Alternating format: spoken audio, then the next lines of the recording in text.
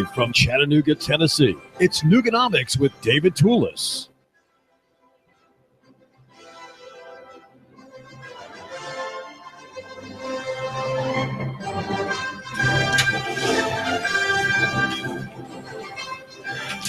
Public schools are a legacy system. They're a leftover from the 19th century belief that the government would best shape the person of the citizen, and public schools have become a mass system, a managerial system that serve elites, industrial and commercial interests that turn individual students into consumers. This is kind of a shorthand and a somewhat brusque way of describing the modern cartel economic system of public schools. But there is a great break in that system. There is new opportunity. There are exciting developments that suggest more and more that the public system is a legacy system. Now, we're going to talk with Cordell Carter of TechTown, who has his own understanding about what I call the legacy system. He is working, nonetheless, in the alternative to centralized mass schooling, and that's what TechTown is. It's a 501c3 nonprofit charity that operates out of $3.5 million worth of new property downtown above the sports barn. And Cordell is in a quasi-teaching role. He's an administrator of TechTown. And what is TechTown? Whom are its intended beneficiaries among the student bodies in Chattanooga and Hamilton County? So we're going to ask him about that. Well, Cordell, thanks for joining us. You are married. You're 40 years old. Your wife Jasande and your daughter Maelia live in Seattle. They'll be here in more than a year out still. And so you're here. Lots of travel. Lots of travel. For me, lots of travel. Divided from his family, but called here to Chattanooga and running TechTown. What is TechTown doing? How is well, first of all, tell us what kind of courses or classes or intellectual and spiritual benefits come from the services there, and then we'll get into these other questions. Great. So, and that Freudian slip you had, Cordell Hull. I am named after Cordell Hull, FYI. So, well, thank you so thank you so much. Tennessean, by the way. No, right. And whose great grandson I've met. So, TechTown is a technology and entrepreneurial learning center. We are based in right downtown Chattanooga at 325 Market Street, Suite 200. So we share a wall with Sports Barn. It's about 23,000 square feet facility. We have robotics, we have coding, we have dramatic arts, we have 2D, 3D design and printers. We have a white room. If you've ever seen a cyclonic theater with curved walls, we have that. We have, I'm sorry. Go ahead. Well, you're going to explain that one. Yeah, we have a film studio, and then we have this gigantic, about 6,000 square feet, flexible space that we just call our coding and design space. It's intended to go to where kids are already passionate about. The theory of action is that I can't want for you more than you want for you. This notion called student agency. And so some of my frustration with traditional ed reform is that you're looking at a very, very large system. It's about $1 trillion industry. If you just look at all receipts, 631 the public school K-12 system. I'm talking about K-12. In the public sector. You're talking in this $1 trillion figure. Is that the state's system, or is that all education? State and federal is about $631 billion. The rest are from parents and levies, things that we can't readily assess. And so, you look at your biggest players in this industry, if you will. Altogether, it's about $3 billion in extra funding they're able to push through. Well, I mean, if there's ever an instance in which you're trying to give a whale a tic tac, that's it. 3 billion versus 1 trillion. I mean, you can only impact so many. You can only do so much. And so the question is, how do I, as a person that cares about kids and make sure they have an opportunity to better their own lives, how do I impact them? You're talking about you, Cordell Carter, not the listener. Well, right? I think the listener too. I think all of us, we should be asking this question. If we're not happy with the product we're getting, what do you do different? I mean, that's the fundamental question. And I had to ask myself that question. I've been asking it for 8 years. And the opportunity to work with TechTown came about. I met its visionary founder, is a guy named Paul Cummings. He's an entrepreneur here in Chattanooga.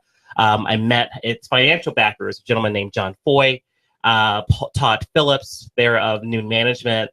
They say, hey, we're trying to do something different. We would love for you to come and work with us here in Chattanooga.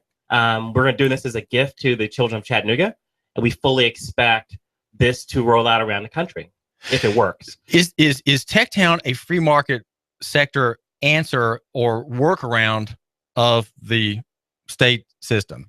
Well, I hesitate to call it a free market because it's positioned to receive funding from a variety of sources that receive tax dollars. And so it's not a pure play free market solution. It is a different solution. We're not a school.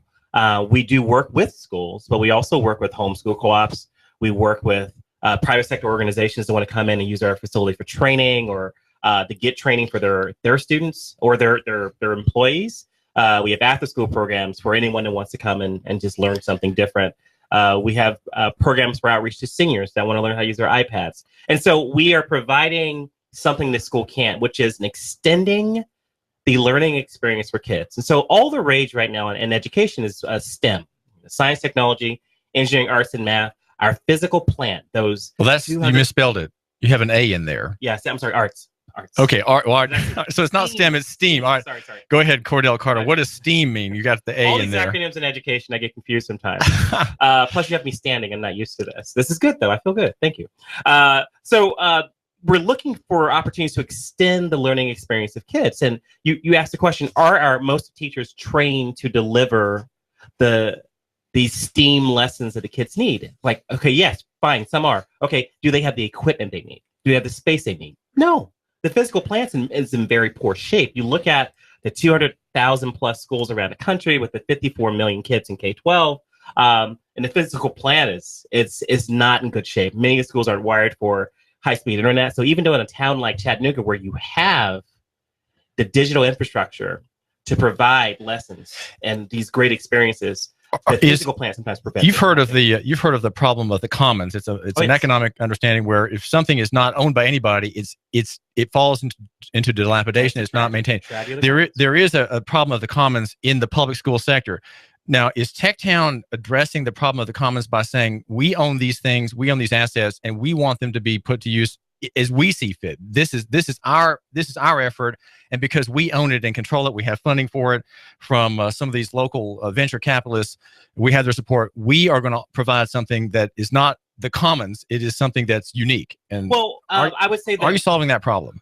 We attack it with this notion of a collaboration and say, listen, we all own the responsibility of ensuring these kids have an opportunity to do great things in their own life. So if we are calling ourselves teachers, we're calling ourselves educators, people who care about this issue, why can't we work together to achieve this thing that we say we're about? And so we have several local foundations in this town that are already working with thousands of kids every year. And so we've gone to them and said, listen, we are different. We are collaborative. We would love to work with those kids. Give us a shot. And they did. They've been giving us a shot to work with the kids, and we're getting some pretty amazing behavioral changes. Belief. I mean, a lot of these kids just don't believe they can do it. I'm learning more about some of the environments from which these kids come. It is shocking. I realize now how blessed that I am because I just had consistency in my life. Mom and dad, I just knew what was what. These kids, some of them, when they come down to TechTown, it's the first time that a 15-year-old has been downtown. Okay, the first time they've touched a keyboard. I remember we had about 5 teachers from Hamilton County working with us last summer, and I was super excited thinking that they would take this summer school experience and take some of those lessons right to their Title I schools. And so I gathered them around and say, okay, what lessons are you going to take to your school? Because I'm writing a blog about it. And they look at me quizzically and say, well, can I take one of those carts with those 50 PCs? I'm like, no. She said, well, we see PCs once a month or maybe once every 6 weeks. I can't take any of these lessons back. And so we are contending with far bigger issues, I think, than we know.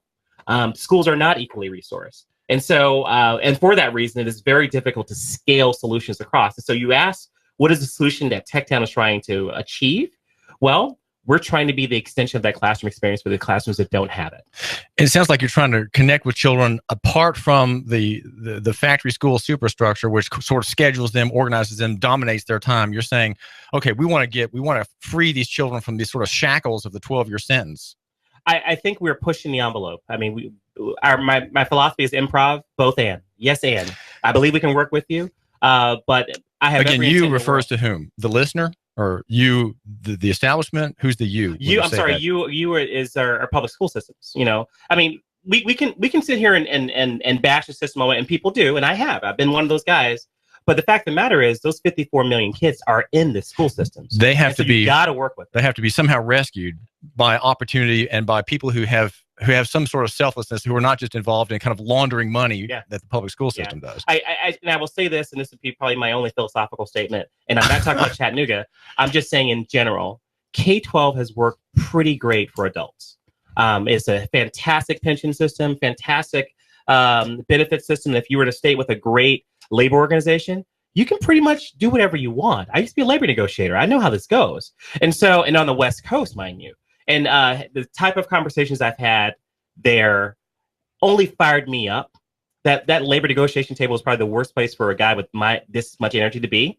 And I'm passionate about this topic because I'm saying, I will never give up, because I see what's really going on. I see what you really think about these kids. And so I happen to have a different view. I happen to believe that we're going to have to force a solution to K-12 in general, not just Chattanooga, but beyond, because kids are failing and we are failing. But you're not, but hold on, Cordell Carter of TechTown, you're not really forcing anything. You're offering an alternative. There's no force involved there, right? You're not using a state-funded program to do anything. It's a common sense solution. I'm saying, listen, you said you're about XYZ. We absolutely do XYZ perfectly. And we do it in this amazing innovation space. Your kids' brains will explode when they come here. Okay? They will have a learning experience that's going to loosen them from the shackles of indecision, of unbelief.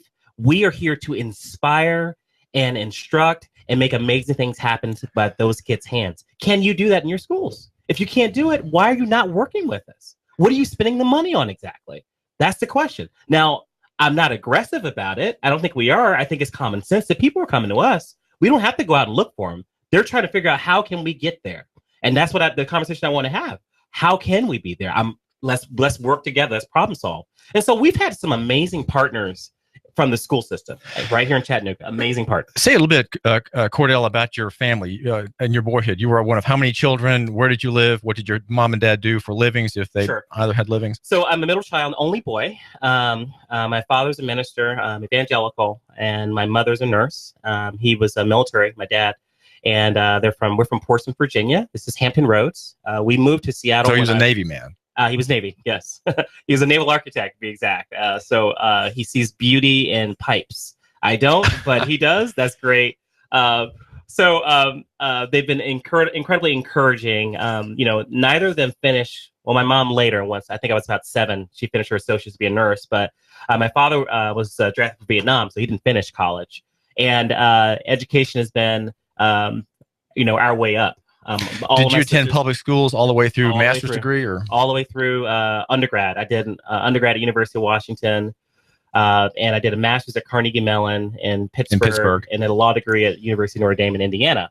But public school all the way through. I was gifted and talented, and my younger sister was as well. All of us finished college. And education, that's like my parents' pride and joy, education. So I believe in the transformative power of it. And I only get frustrated when I see people not getting a shot. You have all these resources and they're not getting a shot. It's not fair. It's not fair to them. Now, STEM means, what does STEM mean? Science, technology, engineering, and math. Arts and math. Okay, you have STEAM. Now, STEAM. A is something you put in there. So say a little bit more about the arts in TechTown. Tell my listener who's just joining us again, what are the areas of training and teaching there, and then the A, specifically on the A. Sure. So the areas of training and teaching at TechTown revolve around with 3 big themes: robotics, coding. So when I say coding, I'm talking about software development, game design, all those things, and then 2D, 3D, what we call additive manufacturing. This notion that you only add what you need to create something, and so rapid prototyping, all that type of stuff. All these things implicate basic engineering, basic coding, no matter what field you're in. Basic coding, you got to pick these skills up. What are these things based on? Algebra 1. In some cases, you're solving for x2, x3, x4. So algebra 2 with polynomials. And so we are driving home some skills in a way that I call them ultimate head fakes. And then you have a whole literary piece, what we call our film. And this notion that if you can't communicate this amazing thing that you made, that amazing thing isn't so amazing. Well, you have to communicate. Let me ask you, Cordell Carter of TechTown. I keep wanting to say Cordell Hull, Cordell Carter. Is TechTown about getting these young people to enjoy and be able to manipulate the magic of the digital device and devices, or is it somehow enabling them to get behind them and underneath them? How because what you're saying, programming, that sounds like you have to have already a deep knowledge of mathematics and software and so on. No, it's these children know nothing. We're cracking the code on creation. We are transitioning from a culture, or I should say we should. This is my normative critique.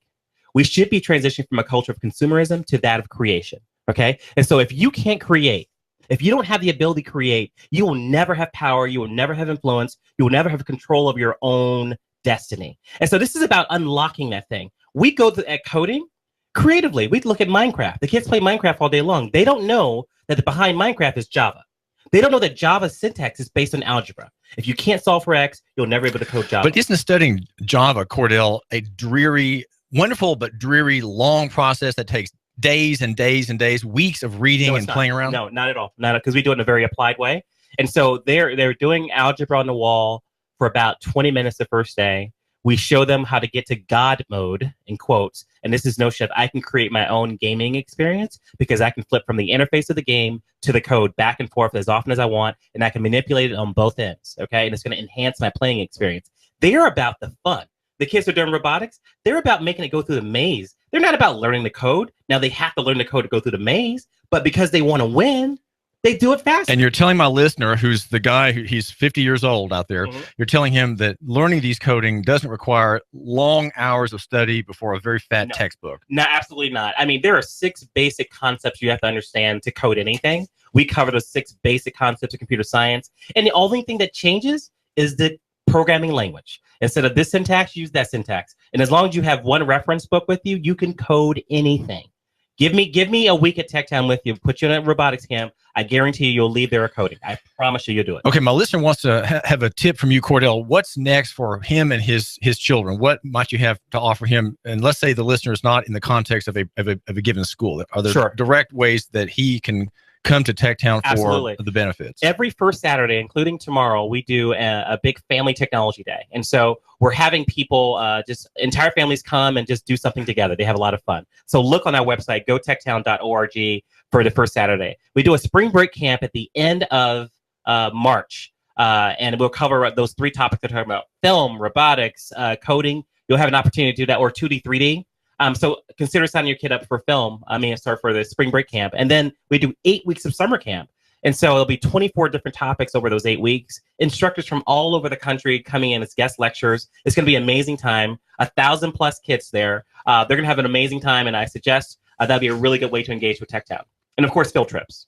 Anytime, just schedule a field trip. So now the website again is techtown.org. It's gotechtown.org. Oh, excuse me, gotechtown.org.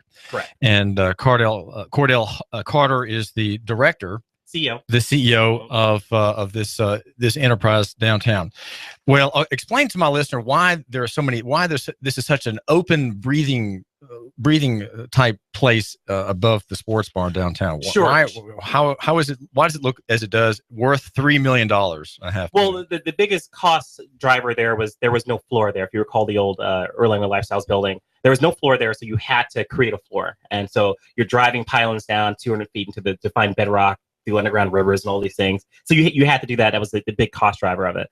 And then the equipment cost. There's $1 million worth of equipment there, and so that big upfront cost, someone has to put it out. And so we've been very fortunate to have some funders that believe in a long-term vision and are willing to help us make that happen. What percentage of capital that is behind in your budget is private, purely private, not connected with government? Oh, it has to be high 80s, 85% probably.